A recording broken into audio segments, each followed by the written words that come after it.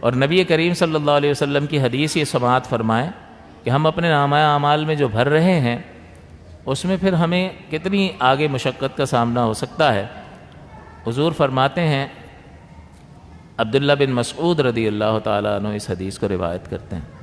آپ نے فرمایا ایاکم والمحقرات الذنوب، کہ چھوٹے گناہوں سے بھی اپنے آپ کو بچاؤ،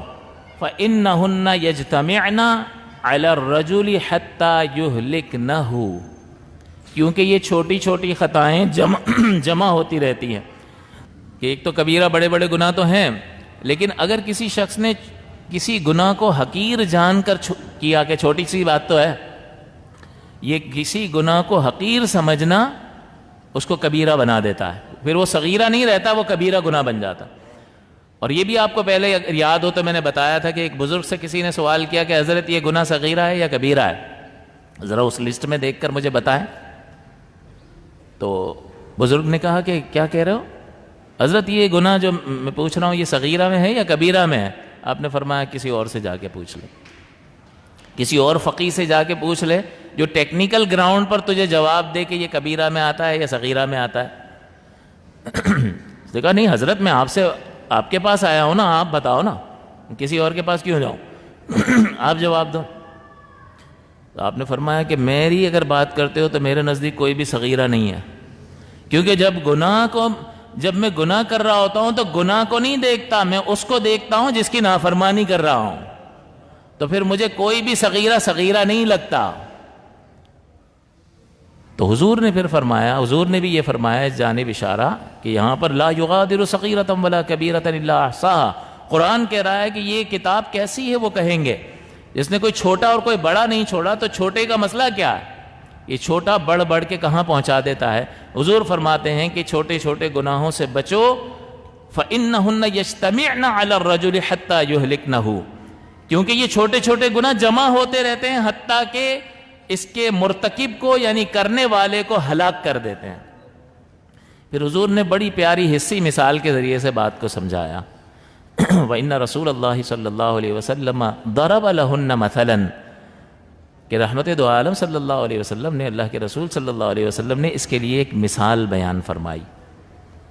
آپ نے فرمایا کمثل قوم نزلوا بأرض فلات، کہ ایک ایسی قوم ہے، ایک ایسا قافلہ کہ جو ایک بے آب و گیا بنجر زمین پر جنگل میں کہیں اس نے پڑاؤ ڈالا، فحضر صنیع القوم، تو پھر اس کے کھانے کا وقت ہو گیا اور کھانا لایا گیا، اب پکانا بھی تو ہے، تیار بھی تو کرنا ہے۔ تو حضور فرماتے ہیں فجعل الرجل ينطلق، تو ہر ایک یہ قوم میں سے افراد نکلے، ينطلق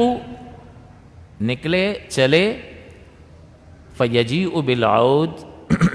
اور وہ ایک لکڑی لے آیا، ایک آدمی ایک لکڑی لے آیا، دوسرا دوسری لکڑی لے آیا، تیسرا تیسری۔ اب ایک لکڑی سے تو کھانا نہیں بنتا نا، جلائیں گے تو بن جائے گا، لیکن اتنے سارے گئے ہوئے ہیں،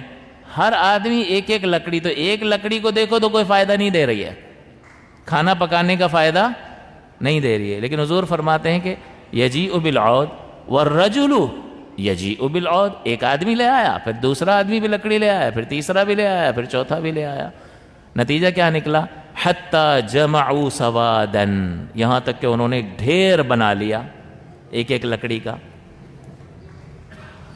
وَأَجَّجُوا نَارًا، پھر انہوں نے اس پہ آگ لگائی، آگ جل گئی۔ فَانْضَجُوا مَا قَذَفُوا فِيهَا، تو پھر انہوں نے اپنا کھانا بنا لیا اس میں۔ تو یہ جو حضور نے مثال بیان فرمائی کہ بظاہر ایک لکڑی کچھ نہیں کر رہی تھی، لیکن چھوٹی چھوٹی لکڑیاں جب جمع ہو گئیں تو کتنا بڑا ڈھیر لگ گیا، اور پھر اس نے بہت بڑی آگ کا کام دیا یا نہیں دیا۔ تو اسی طرح سے بندے، اگر تو چھوٹے چھوٹے گناہ کی پرواہ نہیں کرے گا اور اپنے نامہ اعمال میں ان کو جمع کرتا رہے گا، تو پھر یہ تجھے ہلاک کر دے گا۔ یہ حضور کے مبارک الفاظ ہیں۔